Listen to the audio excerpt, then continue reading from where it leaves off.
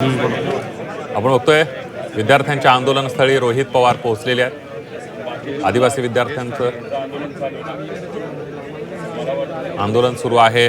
वयाची अट शिथिल करण्यात आली असली तरी सुद्धा अनेक मागण्या या विद्यार्थ्यांच्या प्रलंबित आहेत। मागच्या 13-14 दिवसांपासून या विद्यार्थ्यांचं आंदोलन सुरू आहे आणि सरकारनं या आंदोलनाकडे दुर्लक्ष केल्याचा आरोप हे विद्यार्थी करतायत। या आंदोलनाची राहुल गांधी यांनी सुद्धा दखल घेतलेली आहे। पुण्यातल्या मांजरीमध्ये आदिवासी विद्यार्थ्यांचे आंदोलन सुरू आहे। यातल्या काही आंदोलक विद्यार्थ्यांनी राहुल गांधी यांची भेट घेतली होती, आपल्या मागण्या मांडलेल्या होत्या, आपली गाऱ्हाणी मांडलेली होती। त्यानंतर राहुल गांधी यांनी काल ट्विट केलं आणि आज मुख्यमंत्री देवेंद्र फडणवीस यांना पत्र लिहून आदिवासी विद्यार्थ्यांच्या मागण्यांकडे गांभीर्यानं लक्ष देऊन त्या सोडवाव्यात अशा प्रकारची मागणी केलेली आहे।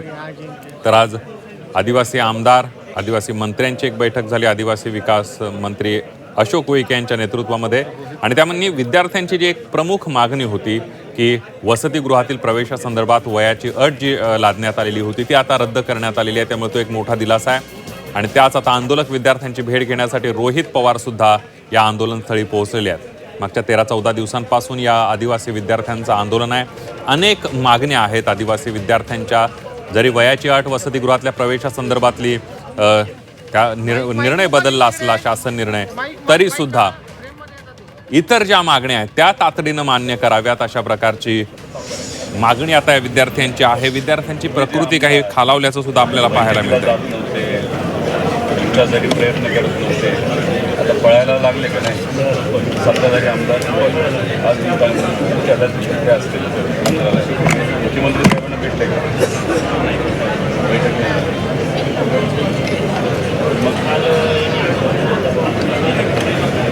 सगळ्यांनी शांतपणे करून बाईकला लावतो, हा तिथंच लावतो बाईक नाही जाणार आपल्या ऐकणार याच्यात काही मागण्या ह्या वेळ लागणार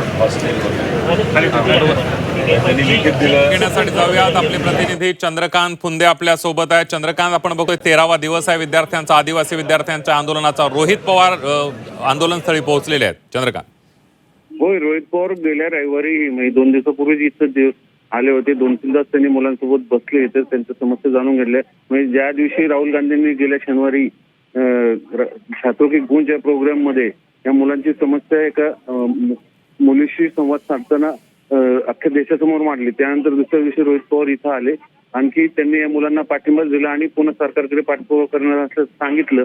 त्यानंतर आज सकाळपासून इकडं नेत्यांची रेग लागलेली, सर्वपक्षीय नेत्यांची। मग सुजाता आंबेडकर येऊन गेले, नंतर माजी शिक्षण मंत्री वसंत फुरके येऊन गेले, इतरही छोटे मोठे जे स्थानिक पदाधिकारी आहेत सर्वपक्षीय ते इथं सातत्याने ठाण मांडून आहेत। आणि त्यानंतर आता पुन्हा रोहित पवार दुसऱ्यांदा इथं आलेले आहेत। मागणी आपल्याला माहिती, जे जी आर स्थगितीची ती मान्य केली अशोक उईके जे आदिवासी मंत्री, त्यांनी तरी पण विद्यार्थी आपल्या आंदोलनावरती ठाम आहेत। काही केल्या, आमच्या इतर ज्या 5 मागण्या आहेत त्या पूर्ण झाल्याशिवाय आम्ही मागे हटणार नाही आणि आंदोलन शिक्षण आदिवासी मंत्र्यांच्या आश्वासनानंतरही पुढे सुरूच आहे कुठेही।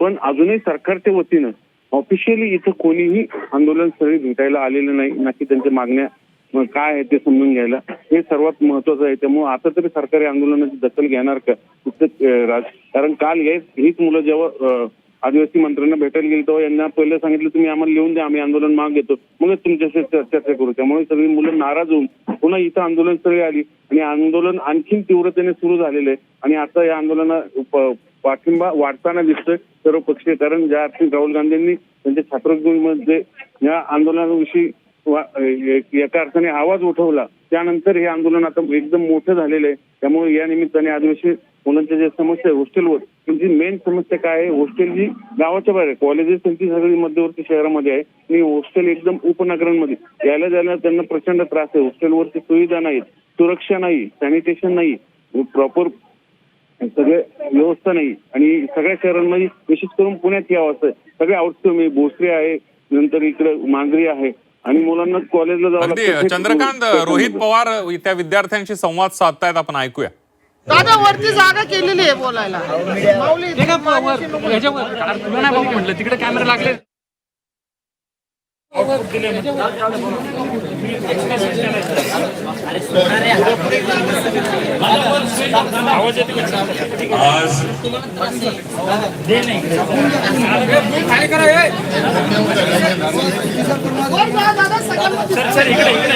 व्हिडिओ आली किती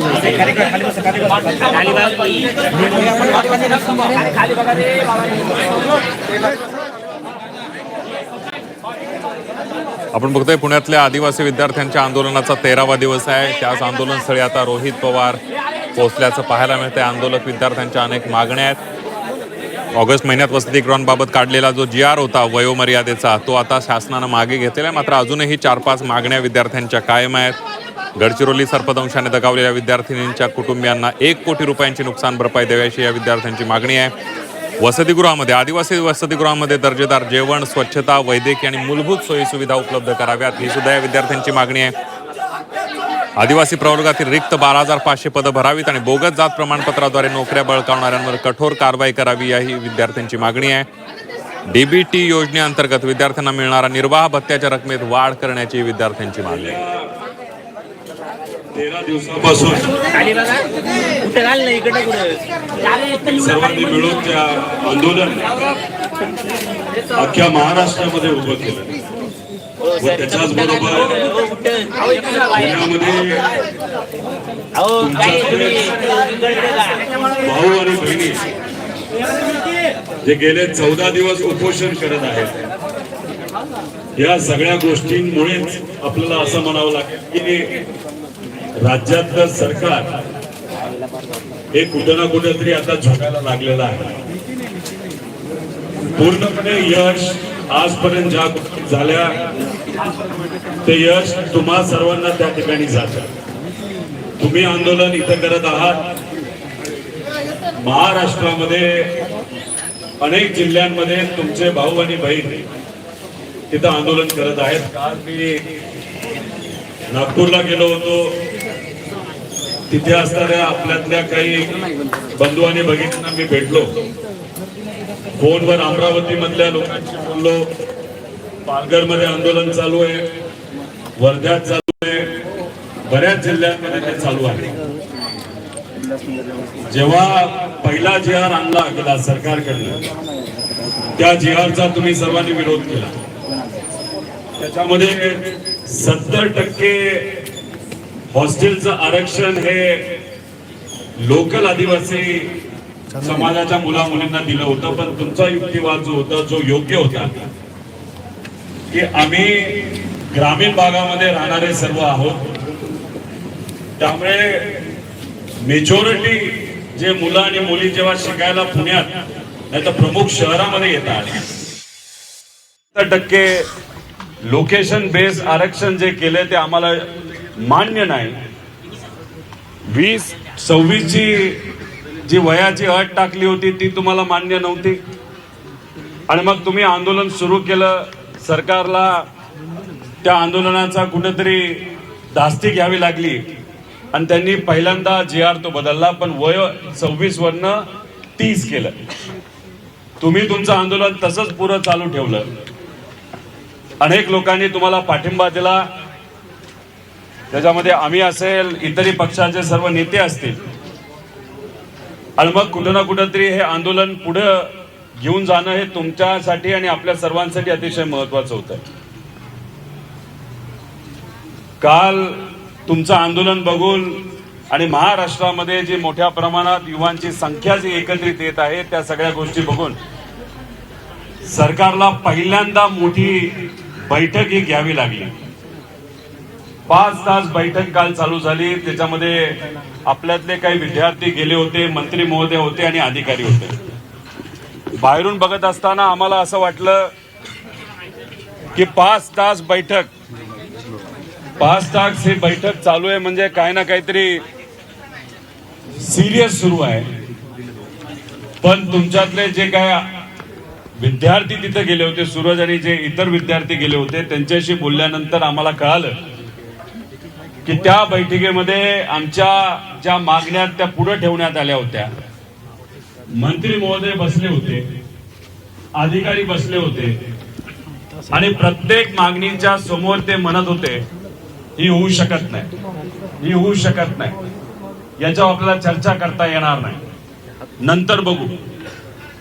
मग कुठं ना कुठं तरी तुम्ही हे जे आंदोलन अख्ख्या महाराष्ट्रामध्ये करत आहात, आपल्यातले हे बंधू आणि बहिणी जे इथं उपोषण करत आहेत, काही प्रमाणात या सर्वांची, तुमची आणि आपल्या सगळ्यांची थट्टा कालच्या बैठकीत झाला असं आपल्याला म्हणावं लागेल. खरं तर मी शॉक झालो जेव्हा आपल्यातला एक व्यक्ती जो मंत्री महोदयांकडे भेटण्यासाठी गेला होता, त्या व्यक्तीने मला सांगितलं, विद्यार्थ्यांनी मला सांगितलं की मंत्री महोदय म्हणाले की मंत्री बनणं सोपं नसतं, आमदार बनणं सोपं नसतं, त्याला पॉप्युलॅरिटी लागते, मतदान लागतं, पैसा लागतो, ताकद लागते. मला या सर्व मंत्र्यांना आणि आमदारांना सांगायचंय, तुम्ही मंत्री आणि आमदार कोणामुळे झाला असाल तर या विद्यार्थ्यांमुळे आणि यांच्या पालकांमुळे त्या ठिकाणी झालेला आहे. त्यामुळे 5 तासाच्या बैठकीमध्ये दुर्दैवाने तिथं काहीच झालं नाही. आणि मी खरं तर तुमचे जे सर्व विद्यार्थी मित्र मैत्रिणी तिथं गेल्या होत्या त्यांना मानलं पाहिजे, त्यांचं अभिनंदन करतो की मंत्र्यांच्या समोर बसल्यानंतर अनेक लोकांना भीती वाटते. आपण सामान्य परिवारातले लोक आहात, भीती वाटते, प्रेशर येतं आणि त्या प्रेशरचा उपयोग करून सरकार जे म्हणायचे, जे त्यांना करायचे ते तुमच्या तोंडून ते मान्य करून घेतात. पण तुमचे सर्व प्रतिनिधी हे ढीठ होते, ते मंत्र्यांना घाबरले नाही, तुमची बाजू भक्कमपणे मांडत होते. आणि त्यांना जेव्हा जाणवलं की आता सरकार आपल्यावर दबाव आणतंय, त्यांनी निर्णय घेतला विद्यार्थ्यांच्या बाजूने उभं राहायचं. ज्या खऱ्या मागण्या आहेत विद्यार्थ्यांच्या त्या जोपर्यंत पूर्ण होत नाही तोपर्यंत आपण आंदोलन मागे घ्यायचं नाही, अशी भूमिका तुमच्या सगळ्या प्रतिनिधी तिथं घेतली. त्यासाठी मी त्यांचं अभिनंदन करतो. 3-4 दिवसापूर्वी पुणे शहरामध्ये तुम्ही सर्वांनी मोर्चा काढला. त्या मोर्चामध्ये बोलत असताना मला माहित नाही तुमच्यातले किती जण तिथे होते. आपण आव्हान काय केलं होतं की जे कुठले आमदार या मुलांच्या मतदानामुळे, आदिवासी समाजाच्या पाठिंब्यामुळे, यांच्या आई वडिलांच्या मतदानामुळे जे आमदार झाले आणि आज सत्तेत आहेत, त्यांनी या आंदोलनाला पाठिंबा दिला पाहिजे, बैठकीला तिथं गेलं पाहिजे. याच्या आधी कधी हे आमदार आपल्याला दिसत होते का? पण तुम्ही सर्वांनी फोन केला, तुम्ही प्रेशर आणलं आणि मग आज 25च्या 25 आमदार मंत्रालयामध्ये बसलेले तुम्हा आपल्या सगळ्यांना बघायला मिळत आहे. ही आहे तुमच्या सर्वांची ताकद, ही आहे तुमच्या एकजुटीची ताकद. मंत्री महोदय याच्या आधी जेव्हा भेटत होते तेव्हा म्हणत होते माझ्या हातामध्ये काहीच नाही, जे आहे ते कोणाच्या हातामध्ये आहे? सीएम साहेबांच्या हातामध्ये. 5 तास बैठक घेतली, प्रेशर तुमचं आलं आणि प्रेशर त्या ठिकाणी आल्यानंतर आज दुपारी कुठला तरी निर्णय तिथं घेतला. तो सुद्धा काय की 2011चा GR लागू नाही केला. 30 वयोगट जे काय आहे, 30चा जो काय ते